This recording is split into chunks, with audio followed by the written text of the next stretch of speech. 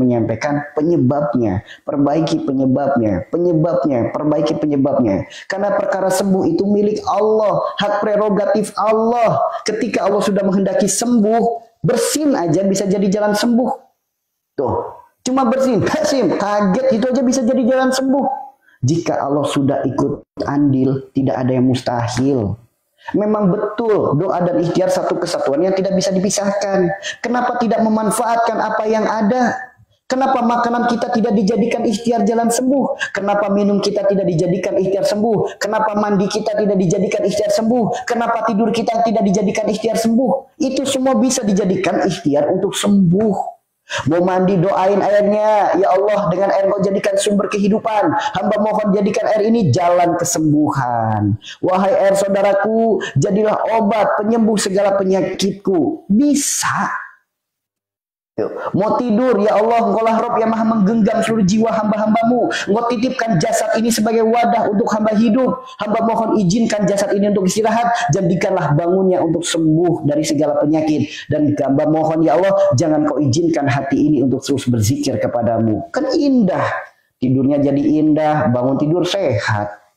Kalau udah Allah sudah menghendaki sembuh, jangan dipikir kenapa, mengapa, tapi kebanyakan pikiran nanti. Udah sembuh memilih Allah. Yang penting perbaiki kesalahan, perbaiki penyebab. Gitu ya. Itu ya teman-teman ya.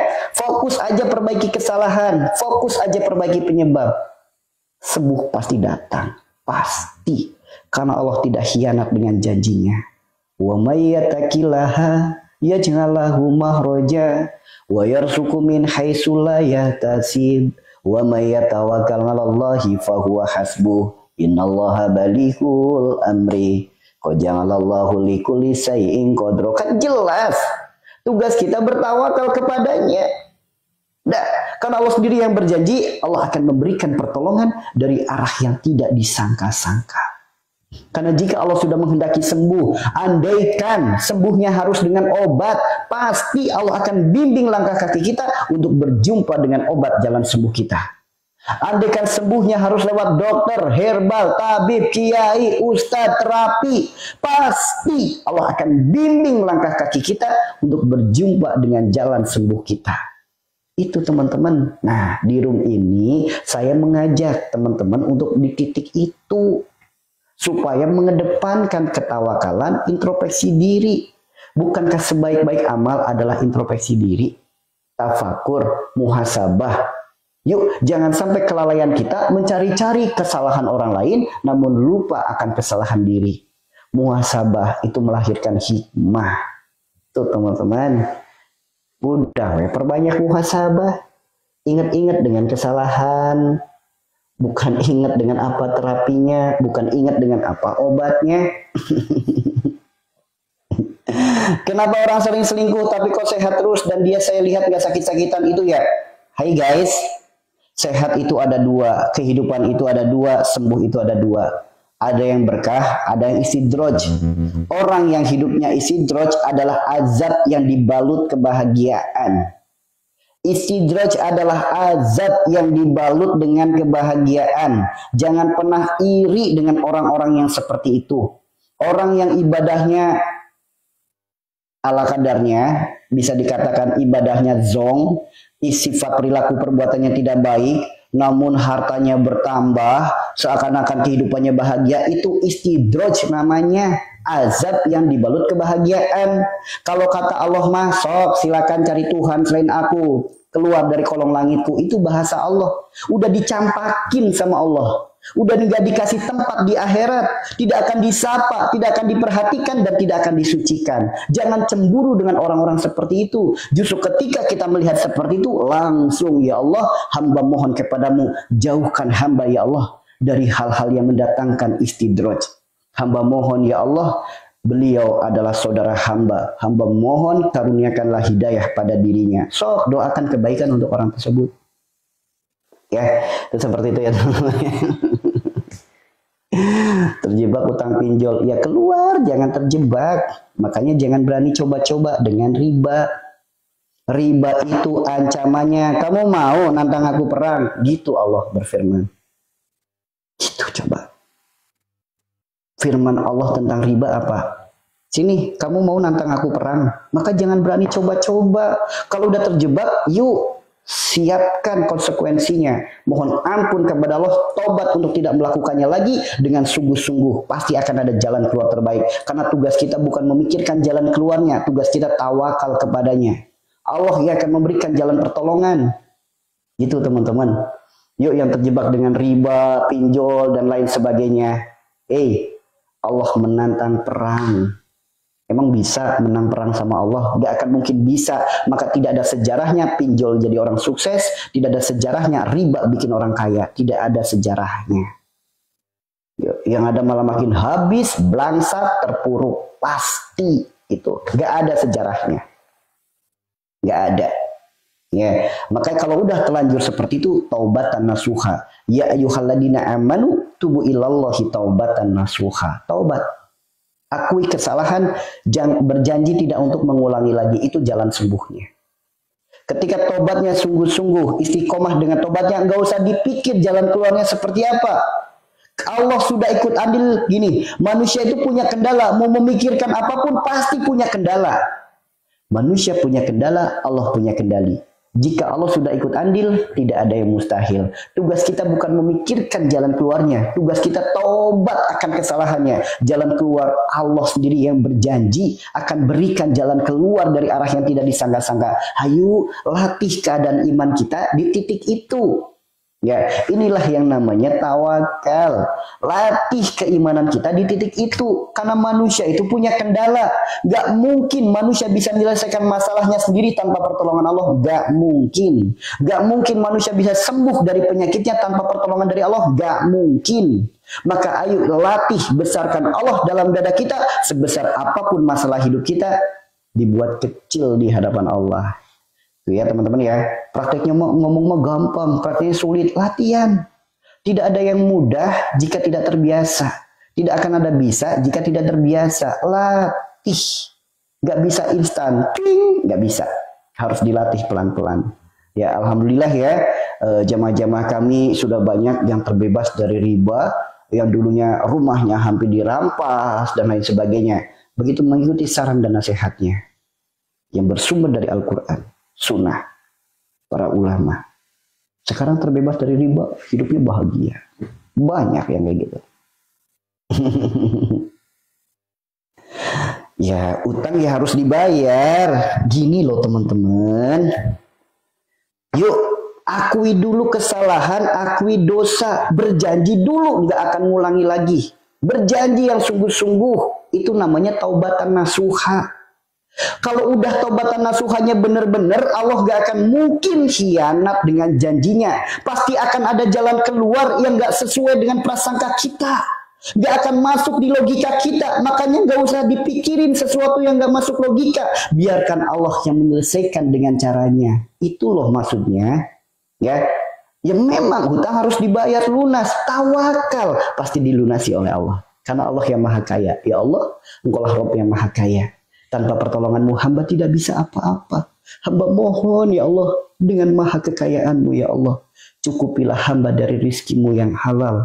Mudahkan hamba dalam melunasi hutang-hutang hamba. Karena sungguh hamba takut hutang ini ditagih kemudian di alam akhirat. So Allah nggak mungkin. Allah nggak mungkin membiarkan hamba-hambanya yang berserah diri kepadanya. Nggak mungkin. Ya, ini teman-teman hanya memposisikan kondisi rasa dan pikiran saja sih. Nah itu makanya keimanan itu ada perkara jiwa, akal, hati, dan ruh. Hidup itu bukan dulu tentang perkara jasad. Hidup itu perkara pikiran, hati, ruh, jiwa. Nah bukan hanya perkara jasad. Makanya mulai saat ini ketika sakit kepala jangan buru-buru cari obat sakit kepala. Ketika sakit perut jangan buru-buru cari obat sakit ke perut. Sok renungkan. Lagi sakit kepala yang dicari obat sakit kepala. Sakit perut yang dicari obat sakit perut. Giliran hatinya berpenyakit, boro-boro diobatin. Sadar hatinya sakit juga enggak. Nah ini awal mula keblangsakan dalam hidup. Keterpurukan dalam hidup. Itulah kenapa Rasulullah bersabda, jika segumpal daging baik, semuanya akan ikut baik. Jika segumpal daging buruk, yang lain pun akan ikut buruk. Maka ayo di sisa usia kita mohon kepada Allah, ya Allah, hamba mohon kepadamu ya Allah. Karuniakanlah hamba ilmu yang bisa menjadi cahaya. Cahaya yang mampu merubah diri hamba menjadi pribadi yang lebih baik, yang lebih taat, yang lebih manfaat, yang lebih sehat, yang lebih istiqomah dalam mendekat. Mohonkan seperti itu. Yuk, mohonkan seperti itu. Karena barang siapa yang menata hatinya, Allah akan tata kehidupannya. Barang siapa yang memperbaiki hatinya, Allah akan perbaiki penghidupannya. Yuk, masa ayat-ayat Allah yang disampaikan udah banyak, belum bisa merubah, belum bisa menenangkan hati kita, belum bisa menenteramkan diri kita. Renungkan dosa dan maksiat apa yang pernah kita lakukan sehingga ayat-ayat Allah tidak mampu menenangkan hati kita. Sehingga ayat-ayat Allah tidak mampu membuat diri kita termotivasi untuk berubah. Dosa dan maksiat apa yang pernah kita lakukan, guys, sampai akhirnya tidak tertegur dengan ayat-ayat Allah. Itu yang harus dikembalikan pada diri kita. Ya, jangan tanya memikirkan harus gimana. Sok, Allah Maha Kaya. Allah enggak. Allah menolong tanpa tapi. Allah menolong tanpa syarat, tanpa. Tuh, bentar ya.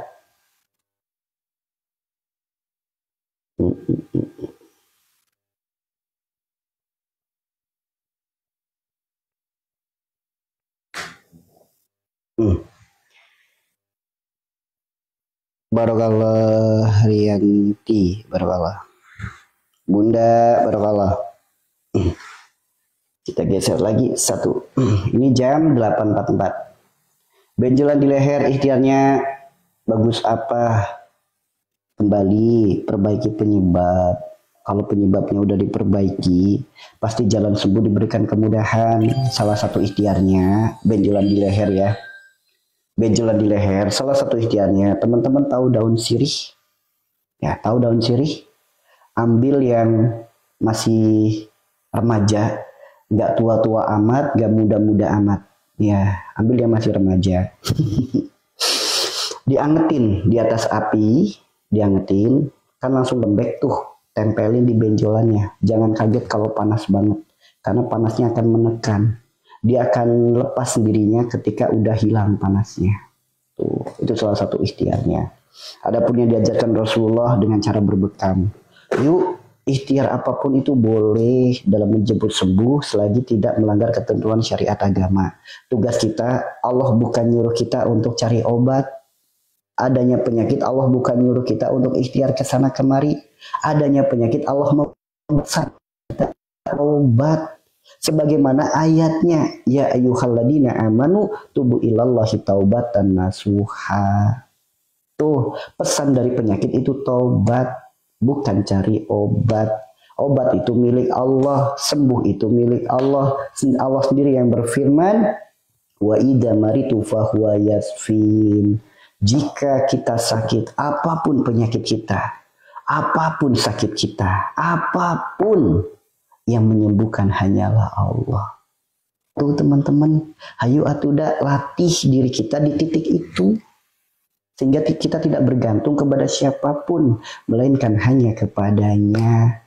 Begitu ya guys. Bisa pakai serai, pakai nasi juga bisa, pakai air teh bisa, pakai air putih bisa. Ya, ikhtiar apapun itu bisa, selagi tidak keluar syariat agama. Tangan aja ditempelin, ikutin doa Nabi Muhammad. Bismillah, bismillah, bismillah. A'udzubillahi wa qudratihi min syarri ma ajidu wa hazir. Ya Allah, ampuni dosa hamba kepada orang tua hamba, kepada anak hamba. Ampuni segala sikap yang menjadikan hamba kufur akan nikmat. Tuh. So, itu bisa jadi jalan sembuh. Makanya jangan bicara tentang ikhtiar. Ikhtiar mah banyak banget. Ya, banyak banget. Mau minum, doain ya Allah, dengan engkau jadikan sumber kehidupan, jadikan minuman ini jadi jalan kesembuhan. Bisa untuk ikhtiar. Karena tugas sembuh, kunci kesembuhan itu bukan pada ikhtiar kita, ridho Allah. Nah, tuh, ya. Bismillah, dinaikin ya penontonnya. Naik. Silakan. Didahulukan yang mana? Puasa kodo atau kafar? Ya kodo atau udah. Gini teman-teman, Ramadan itu kalau kita udah meninggal masih punya hutang, siapa yang mau ngelunasin? Siapa? Puasa Ramadan itu wajib, yang bisa ngelunasin ya diri kita sendiri. Sedangkan kafarat bisa dengan makanan, bisa dengan pakaian, bisa dengan tenaga. Ya, kafarat tidak harus dengan puasa, bisa dengan pakaian, bisa dengan makanan. Gitu ya. Jadi kalau didahulukan mana, puasa kodo atau kafarat? Ya kodo dulu. Kalau besok mati kodo belum dibayar, siapa yang mau ngebayar? Kalau besok mati sumpah belum digugurkan, anak keturunan kita masih bisa gugurin. Tuh, ya. Usahakan kodonya dulu. Nah, jangan sampai hutang tahun kemarin belum dibayar, tahun lalu belum dibayar, tahun sebelumnya belum dibayar. Nanti bikin kita malah ribet. Nanti di akhiratnya jadi ribet. Tuh ya. Cara pesan nanti ya, nanti.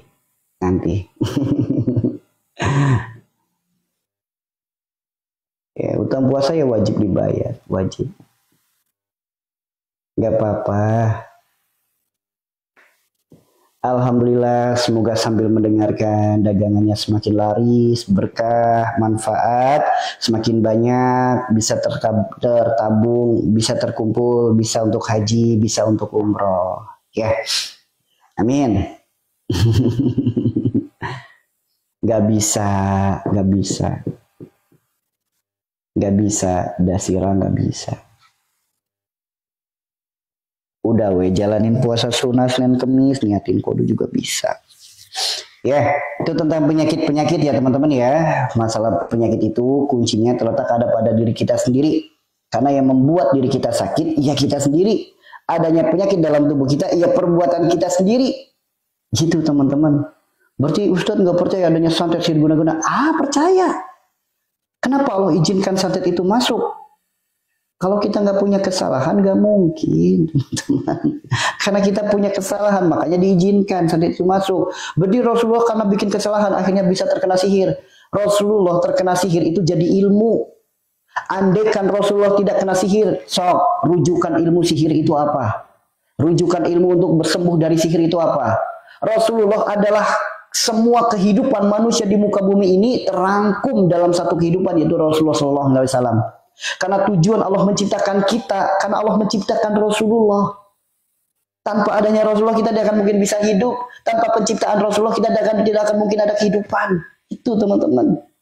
Ya, kenapa saat itu Rasulullah terkena sihir? Karena sebagai ilmu untuk seumatnya. Kalau umatnya kena sihir, rujukannya siapa cara sembuhnya? Kalau Rasulullah sendiri tidak pernah ngalamin kena sihir, ya rujukannya Rasulullah, karena Rasulullah pernah kena sihir. Bagaimana jalan sembuhnya? Ya diajarkan oleh Rasulullah. Gitu guys. Ya, ini bagi orang-orang yang terkadang kalau punya penyakit nyalah-nyalahin orang lain. Ya, punya penyakit nyalah-nyalahin santet, sihir, kodam, jin nasab, macam-macam. Yuk, kenapa gajah yang di depan mata nggak kelihatan, semut di ujung laut kelihatan? Kenapa kesalahan diri sendiri nggak kelihatan, nyalahin orang lain? Tuh. Makanya seperti itu ya teman-teman ya. Makanya hayu perbaiki semuanya, Ya, makanya jangan mau terjebak, jangan mau tertipu oleh oknum pedagang obat, oleh oknum pedagang agama. Jangan mau.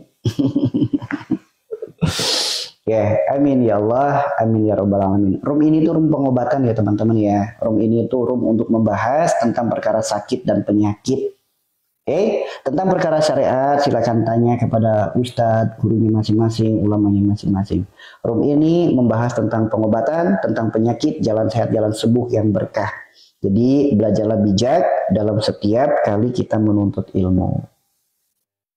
Ya. Karena jangan sampai ada orang sakit mata konsultasi ke dokter kandungan yang nggak nyambung. Orang sakit mata konsultasi ke dokter kandungan yang nggak nyambung. Insomnia udah lama. Insomnia itu tidur. Tidur itu apa? Ayatnya jelas. Allah menggenggam jiwa. Berarti yang tidur itu jasad apa jiwa? Jiwa. Ketika matanya dimeremin, jasadnya nggak bisa tidur, tetap aja orang nggak bisa tidur. Namun ketika jiwanya tidur, otomatis jasadnya pasti tidur. Berarti apa? Ada jiwa yang bermasalah. Jiwa itu siapa? Diri kita. Yang Allah panggil dia ayuhal nafsul mutmainah, hanya jiwa-jiwa yang tenang. Bagaimana dengan jiwa yang gak tenang? Salah satu penyakitnya insomnia. Jiwa yang gak tenang itu apa? Orang yang selalu mengisi hatinya dengan keinginan, harapan, angan-angan dunia yang melahirkan ketakutan, kekhawatiran, kecemasan. Tuh teman-teman. Maka ketika jiwanya tidak bisa tenang, mau sampai kapanpun dia tidak akan mungkin bisa tenang hidupnya. Salah satunya sulit tidurnya. Karena jiwanya tidak tenang. Karena adanya keinginan, harapan, angan-angan dunia yang berlebih. Adanya ketakutan, kekhawatiran, kecemasan yang berlebih. Lalu bagaimana jalan sembuhnya? Allah sendiri yang berfirman, "Ala bidikrillah tatmainul qulub." Hanya dengan mengingat Allah, hati akan menjadi tenang. Kuncinya adalah tenangin hatinya. Bagaimana cara menenangin hatinya? Obatin dulu penyakit hatinya. Apa itu obatnya hati? Obat hati itu ada 5 perkara. Kerjakan semuanya, sembuh segala penyakitnya. Sok, kerjakan obat hati 5 perkara, kerjakan semuanya, sembuh segala penyakitnya. Pasti sembuh. Kenapa saya katakan pasti? Karena saya yakin dan hakul yakin dengan janji-janji Allah. Sebagaimana Allah berfirman dalam Al-Quran surat Yunus, "Ya ayuhan nas qad ja'atkum mau'izatun min rabbikum wa syifaa'un lima fis sudur wa huda wa rahmatul lil mu'minin." Jelas. Yang pertama baca Quran dan maknanya, udah jelas ayatnya. Ya. Yang kedua salat malam dirikanlah, jelas. Allah datang ke langit bumi di sepertiga malam. Siapa yang meminta ampunan Allah ampuni, siapa yang memohon Allah beri, siapa yang meminta Allah kabulkan. So, udah jelas.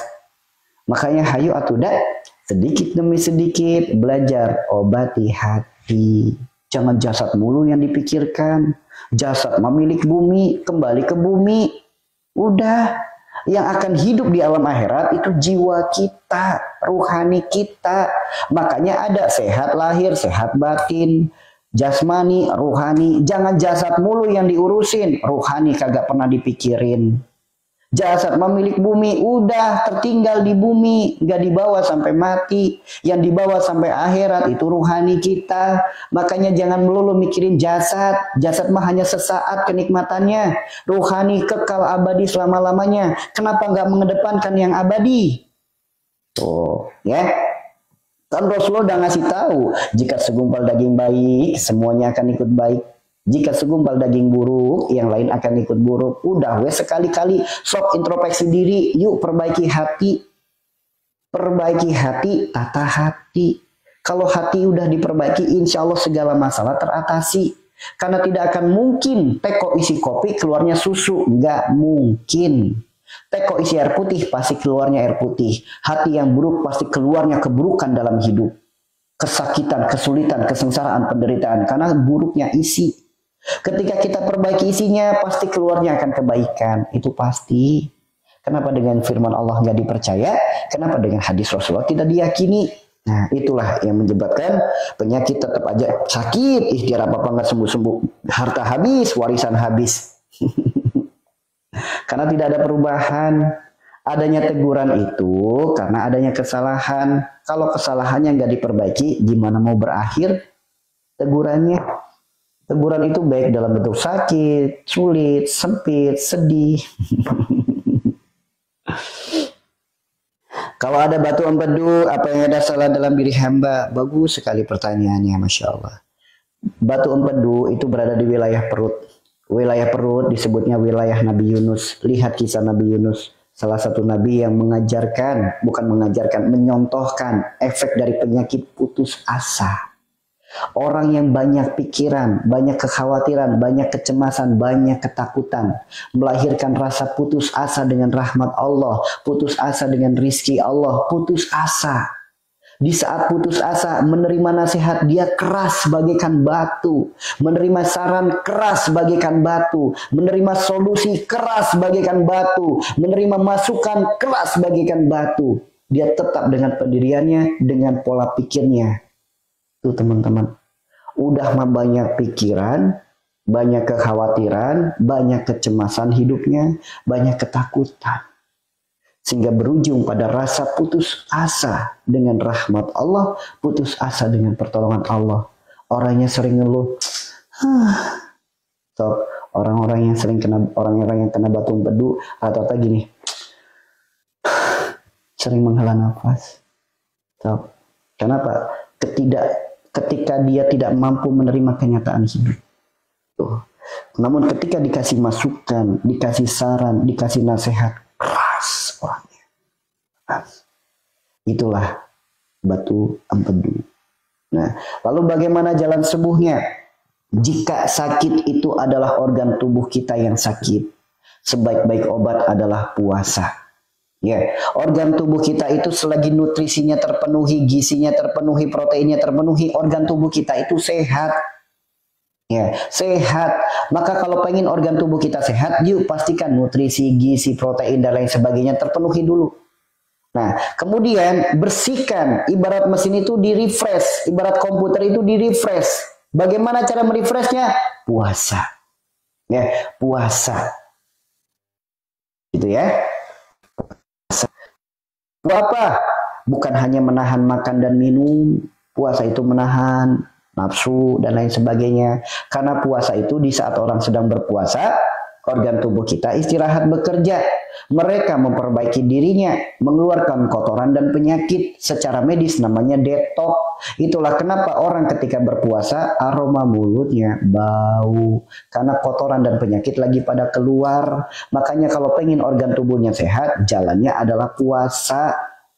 Yuk, ikhtiar sembuh melahirkan ketaatan. Tuh teman-teman.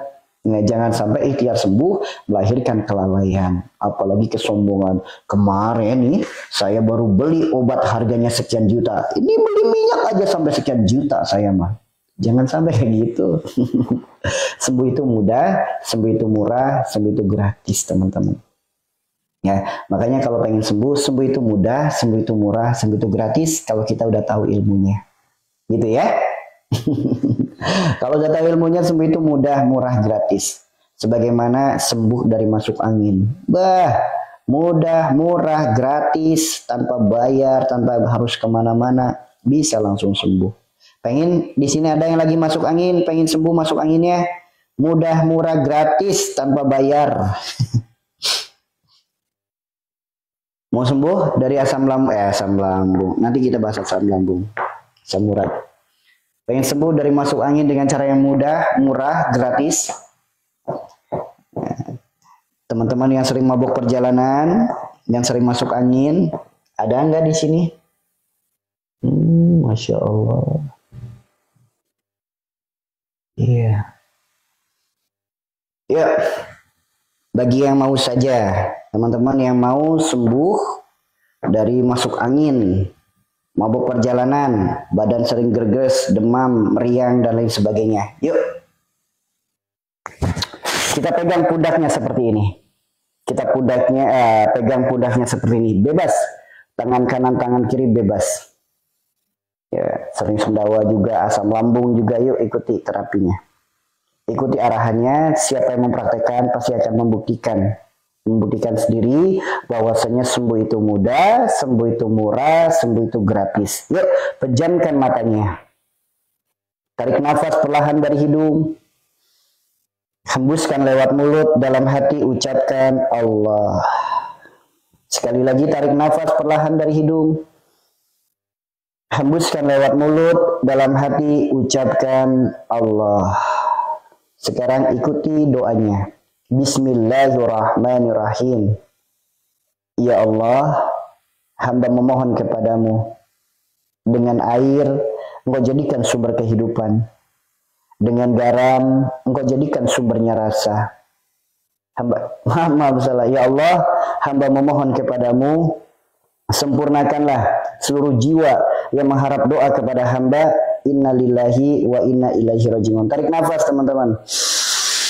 Tahan nafasnya, baca Al-Fatihah 1 kali dalam hati, mulut tetap diam. Selesai Al-Fatihah, hembuskan nafasnya lewat mulut, buka matanya. Sekarang pencet pundaknya, tarik. Pencet pundaknya, tarik. Pencet pundaknya, tarik. Pundak satunya lagi, pencet, tarik. Ya, pencet, tarik. Dah, yang suka pusing kepalanya, yuk suka kelayangan berat kepalanya, pencet pundaknya, lehernya tarik. Nah, Lalu lipat daun telinganya. Daun telinganya dilipat. Daun telinganya dilipat. Dah. Cubit-cubit punggung tangannya. Cubit itu dipencet agak diputar. Itu cubit. Cubit-cubit punggung tangannya. Cubit pergelangan tangannya. Cubit. Ya. Tangan satunya cubit-cubit pula punggungnya. Cubit pergelangannya sampai ke lengan. Cubit. Dah. Sekarang cubit punggung kakinya. Maaf ya. Nih. Punggung kakinya dicubit. Bagian depan. Bagian dalam, bagian luar. Cubit punggung kakinya. Udah? Sekarang kaki sebelahnya, cubit-cubit juga. Kaki sebelahnya, cubit-cubit juga. Udah? Yuk, sekarang dalam hitungan 1, 2, 3. Sok, teman-teman yang benar-benar ikut mempraktekkan. Badannya langsung hangat, langsung sendawa, keluar keringat hangat, badan langsung segar, angin langsung minggat, ngantuk langsung hilang. Sok teman-teman, yang tadi benar-benar mempraktekkan, badannya langsung hangat, keluar keringat hangat, langsung sendawa, angin minggat, ngantuk hilang. Dipraktekin nggak teman-teman? Ini terapi angin bagi teman-teman yang sering masuk angin, sering mabuk perjalanan, sering gak enak badan, dikit-dikit masuk angin, dikit-dikit takut sama kipas angin, takut dengan dingin. Sok, praktekin terapinya. Udah dipraktekin belum? Sendawa, alhamdulillah. Langsung seger teh. Iya, langsung seger badannya, langsung sendawa, keluar keringat hangat, angin langsung minggat. Ya, langsung keluar keringat enggak? Keluar keringat. Keluar keringat hangat ke badan, langsung keluar keringat. Nah, ini bukti bahwasanya sembuh itu bisa kita dapatkan dengan cara yang mudah. Murah, bahkan gratis kalau kita tahu ilmunya. Karena sembuh itu bukan sibuk cari obat, sembuh itu perbaiki penyebab. Ya. Itu seperti itu. Langsung enak. Badan langsung seger. Enteng langsung badannya. Ya. Tuh, itu namanya terapi angin. Nah, terapi angin itu bukan gara-gara kemasukan angin. Bukan. Andaikan masuk angin itu gara-gara kemasukan angin. Dengan kita bersiul. Harusnya sembuh masuk angin. Dengan kita tiup. Harusnya sembuh masuk angin. Atau dengan jalur bawah. Misal. Harusnya sembuh masuk anginnya. Tapi kenapa masuk angin sudah keluar angin, anginnya nggak sembuh? Karena masuk angin bukanlah karena kemasukan angin. Bukan. Ya, amin ya Allah. Amin. Jadi masuk angin itu bukan gara-gara kemasukan angin. Tapi dengan kita ikuti tadi terapinya, doakan penyebabnya, sembuh masuk anginnya. Kalau sering meriang, gimana? Sama, lakukan terapi angin. Terapi angin itu luar biasa sekali teman-teman. Luar biasa sekali. Itu masih ulan falas bun. Bikin apa seger langsung badannya. Ingat, jika teman-teman tadi mempraktekkan, kemudian ada yang reaksinya justru malah keringat dingin, justru malah nguap, justru malah ngantuk, justru malah mual, pusing, merinding, berarti itu adalah reaksi yang kurang normal. Reaksi yang tidak normal. Ada nggak begitu terapi ini langsung merinding, keluar keringat dingin? Ada nggak teman-teman? Begitu terapi ini justru malah mual, kepalanya malah pusing. Ada nggak? Ada nggak teman-teman? Begitu terapi ini malah mual, malah merinding. Ada? Nah, biasanya yang terkena kayak gini itu biasanya orang-orang kena asam lambung. Itu seperti itu. Nah, kenapa bisa malah merinding, mual, nguap, bahkan gak enak ke badan? Itu disebabkan karena adanya air liur setan. Jangan kaget dulu, jangan dibantah dulu. Rasulullah bersabda, dari mana datangnya air liur setan itu? Rasulullah bersabda, makan dan minumlah dengan tangan kanan, jangan makan dan minum dengan tangan kiri. Makan dan minum dengan tangan kiri, makan minum bersama dengan setan. Makanya begitu terapi seperti ini, air liur setannya keluar. Ciri-cirinya gimana? Sok langsung dipegang. Daun telinganya dingin gak? Dipegang. Teguk lehernya dingin gak? Dipegang. Ujung jari jemarinya dingin gak? Dipegang. Telapak kakinya, kaki-kakinya dingin gak? Itu ciri-cirinya. Ya, jadi dalam dunia pengobatan itu air apa namanya keringat itu ada penyebab-penyebabnya. Kenapa ada yang keluarnya keringat dingin, ada yang keluarnya keringat hangat. Nah, bahkan terapi ini ada juga yang langsung mual, bahkan mendadak mules pengen BAB. Ya, makanya satu, jangan biasakan diri kita makan dan minum dengan tangan kiri. Karena itu berbahaya, sangat berbahaya. Makanannya bukan alasan, hukum itu harus diikuti, harus ditaati. Ya, kemudian yang kedua, apalagi penyebabnya? Makanan dan minuman yang terbuka di malam hari dimakan lagi di pagi hari. Nah, itu nggak boleh. Kenapa? Karena ketika terbuka di malam hari mungkin ada virus, bakteri, ada debu, ada kecoa, ada binatang-binatang dan makhluk-makhluk lain yang ikut memakannya. Itu nggak boleh. Makanya kalau punya makanan di malam hari nggak habis, pengen kita makan lagi esok hari, simpanlah dengan baik. Ya, tutuplah dengan rapat. Itu. Yang ketiga, apa penyebabnya? Makanan dan minuman yang namanya buruk. Contoh, mie setan, bakso setan, rambut kuntilanak, ya, mie kuntilanak atau apa gitu-gitu dah. Makanan-makanan dengan nama-nama yang buruk itu tidak boleh dimakan, teman-teman. Ya, tidak boleh dimakan. Jika Anda pelaku bisnis yang punya kuliner, punya makanan dengan nama-nama yang buruk seperti tadi, segera rubah namanya. Karena setiap apapun yang kita lakukan akan diminta pertanggungjawaban. Karena ini disebutkan, ini tidak boleh dimakan ketika makanan-makanan itu memiliki nama-nama yang buruk. Lantas jawaban apa yang akan Anda berikan ketika Anda dimintai pertanggungjawaban di hadapan Allah? Ayo, jangan sampai hanya mencari viral karena pengen laris, namun ternyata berdampak buruk kepada umat.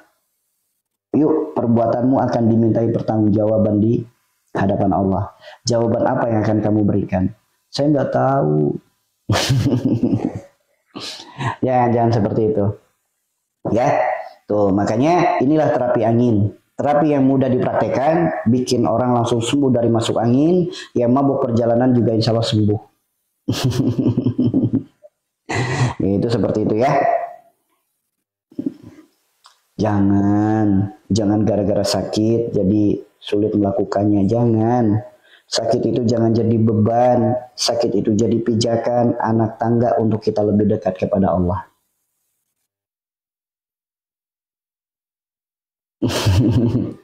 Ya, bagaimana cara